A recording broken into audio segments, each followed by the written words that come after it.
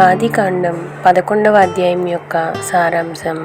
ఈ అధ్యాయంలో ప్రధానంగా బాబేలు గోపురం వృత్తాంతాన్ని మరియు అబ్రహాము వంశావళిని వివరిస్తుంది. ఒకే భాష, ఒకే చోటు.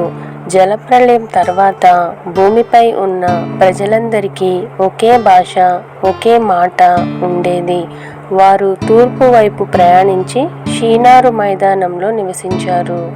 బాబేలు గోపురం దేవుడు ఆజ్ఞాపించినట్లు భూమంతటా విస్తరించడానికి బదులు వారు తమ పేరు ప్రఖ్యాతల కోసం ఆకాశాన్ని తాకేలా ఒక గోపురాన్ని, ఒక పట్టణాన్ని కట్టుకోవాలని నిర్ణయించుకున్నారు. దేవుని తీర్పు. వారి గర్వాన్ని, అవిధేయతను చూసిన దేవుడు వారి భాషను తారుమారు చేశాడు.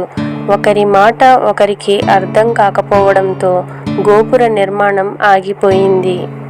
భాషల విభజన. దేవుడు వారిని అక్కడ నుండి భూమిపై అన్ని ప్రాంతాలకు చెదరగొట్టాడు. అందుకే ఆ స్థలానికి బాబేలు, కలగా పులగం అనే పేరు వచ్చింది. అబ్రహాము వంశావళి.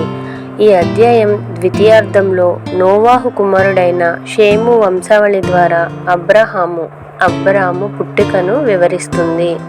నోవాహు కుమారుడైన షేము నుండి అబ్రహాము వరకు ఉన్న 10 తరాల వంశావళిని ఈ భాగం తెలియజేస్తుంది. తెరహు కుటుంబ ప్రయాణము. తెరహు అబ్రహాము, నాహోరు, హారానుల తండ్రి మరియు లోతుకు తాత.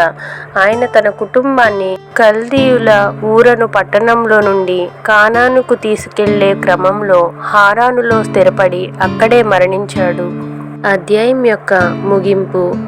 మానవుని గర్వానికి దేవుని తీర్పు మరియు మానవజాతి రక్షణ కోసం అబ్రహామును ఎన్నుకోవడానికి గల పునాదిని గూర్చి ఈ అధ్యాయంలో వివరించబడింది.